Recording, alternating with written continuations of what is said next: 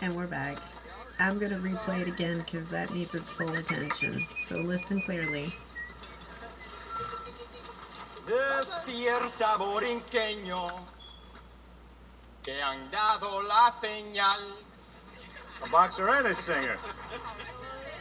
Despierta de ese sueño, que es hora de luchar. A ese amar patriótico, no abre tu corazón. Ven, no será simpático. Want me to book the whole bunch of you? Keep up the serenade and see what... Queremos la libertad. Nuestros machetes nos darán. Puerto Rico! I am ordering you clowns to disperse! Vámonos, borinqueños. Now! Vámonos ya. ¿Quién nos espera ansiosa? Ansiosa la libertad.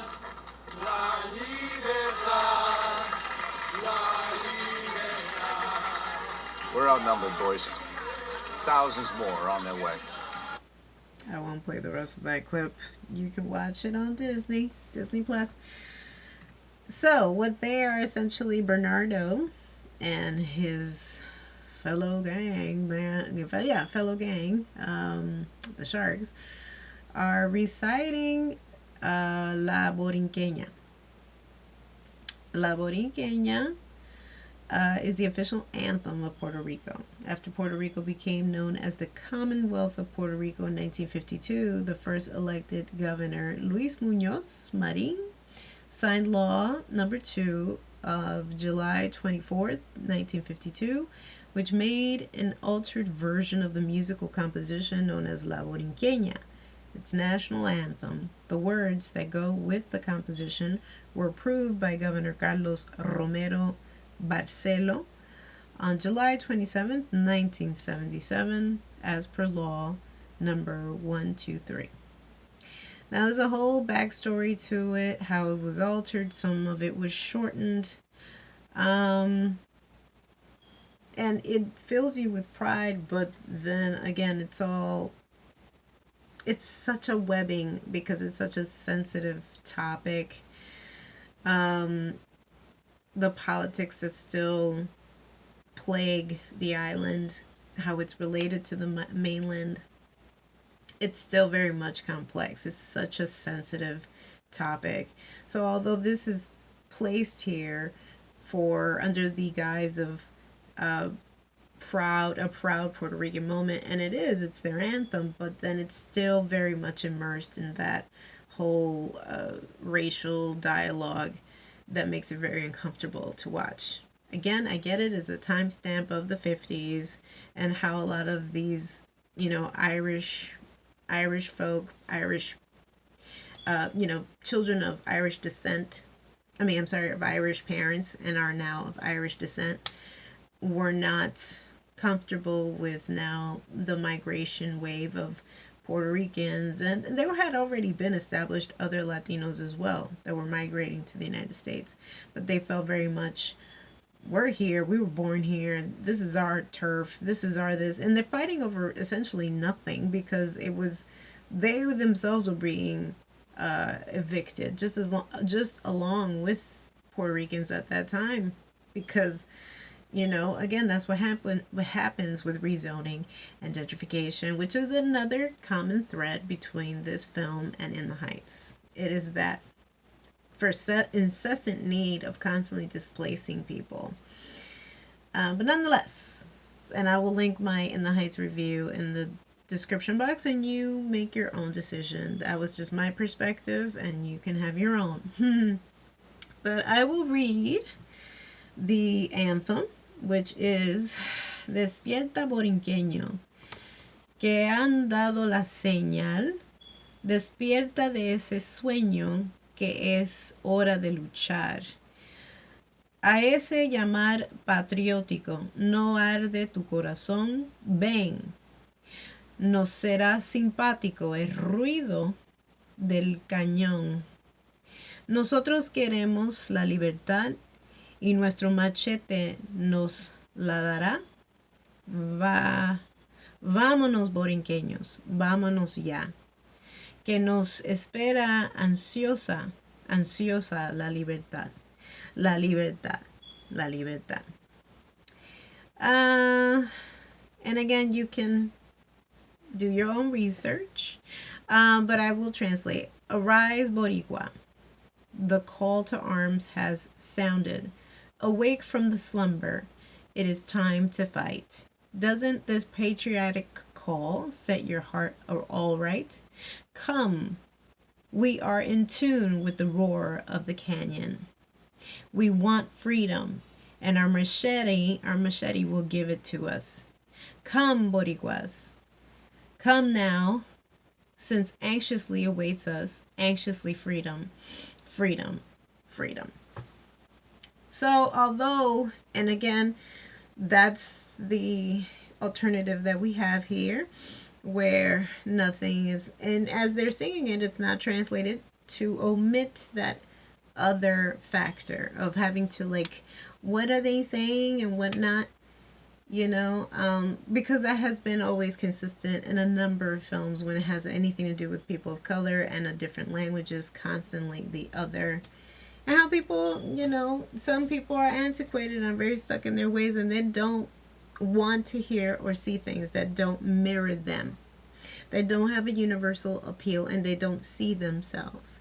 That's why, unfortunately, a lot of films that are concentrated in a particular culture, just because the story is there, will still ruffle feathers.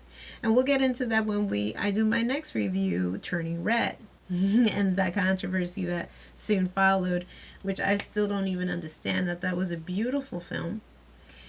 But I will say, even for, like, prestigious film critics having the nerve to criticize that.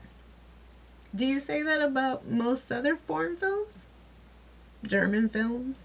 French films? No, right? Why? Why in particular did you harp on that one film? But we'll get into that next.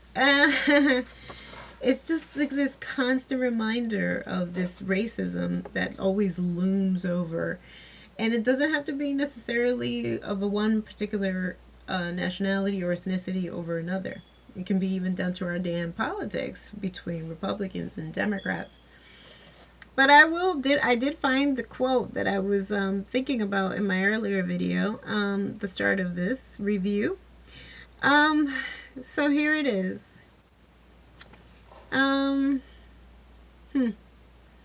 Hold on a second. West Side Story's official ideological discourse.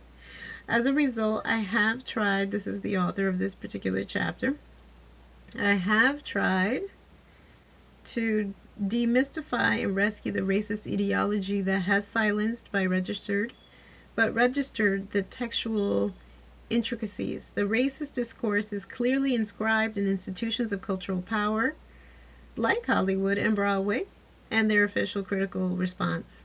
Finally, I rescue a quotation from Stephen Sondheim, and again, he's well respected. Thought he was a lovely older man who just passed, so I'm not trying to speak ill of the passing of him, but quotation from Stephen Sondheim, who wrote West Side Story's lyrics, when he was asked to collaborate in the musical, he declared openly that he had never met a single Puerto Rican, nor had he shared their economic disadvantages. I can't do this. I've never been that poor, and I've never even known a Puerto Rican. Isn't that something? Then what are the Puerto Ricans in West Side Story? Are they simply literary products, ideological signs, and cultural discursive stereotype of the Anglo-American socio-political system of power? Indeed, this cinematographic figurative construction has propagated the image of Puerto Ricans in the USA and internationally up to the point of becoming the referent a priori, the model for immigrant Puerto Ricans, ethnicity and identity. Again, you can do your own research. This was written by Alberto Sandoval Sanchez, and it was a posting included in Latino Looks images of Latinas and Latinos in the U.S. media, edited by Clara E. Rodriguez. Okay? And you can tell that this is dated because there's no Latinx. That's something that's been known in the last couple of years. So we have that. We have good and bad with this film. No subtitles, the inclusion of darker skin, but they are still essentially playing the stereotypes. Ariana, honestly, but she stole the show. She's beautiful. I think, honestly, she does deserve all the flowers. I think everybody involved, regardless of the content that we are seeing, and how I'm sure a lot of people are still disturbed that people still felt the need to even reimagine or try to bring this back. But how people hate it, there's a lot of people who love it. And they did shift some things to make it more maybe culturally appropriate, but not really. Still very much heavily embedded in racism. So good and bad. The only thing I will say is that even though they did work out certain things with the songs and whatnot, and even the choreography or certain scenes to be more inclusive, and I did appreciate hearing a lot more Spanish. I loved that. I really did love that. But yeah, it's still very connected to that thud that has that negative feeling to it. But I love the songs. I don't know. I'm very perplexed on this one. I wish I could say I totally hate it. I totally love it. And I don't. It's just kind of like a melancholic feeling of, but to the credit of the filmmakers and the credit to Steven, the songs were really catchy. And, it became an earworm for tonight. I loved it. And, yeah, even the new version of Maria and a number of other songs and stuff, it just gets stuck. That Mambo Cha-Cha-Cha scene, which again also is very influenced in the Heights. It's not two rival gangs, but that whole dance sequence. Anyway, I see it. I don't know if everybody sees it, but nonetheless, I thought it was something to watch. It was great to see more melanin. Our people working. We need more people, and if anything, it really showcased the chops of these actors. And side note, Mike Feist, who played Riff, really interesting actor, and not for nothing, does he not remind you of a young Matt Damon? I want to say, does he not remind you, like, he sounds like Good Will Hunting circa 1988 Matt Damon, but minus the Bostonian kind of like accent. That's southern, but it sounds very like that. I don't know if it's just his tone, but he really does. He reminded me of a young Matt Damon, not physically, but his voice for sure. I thought it was great, and we had the inclusiveness of non-binary actor Iris Menas, who plays Anybody's, who in the 1961 version she's just a tomboy, but here she's more fleshed out. A lot of characters are a lot more fleshed out. So again, totally up to you guys if you want to check it out. I did like it. I'm not gonna 100% poo-poo on it. I did like it. But it has still those negative issues still very much attached to the film. So to each his own.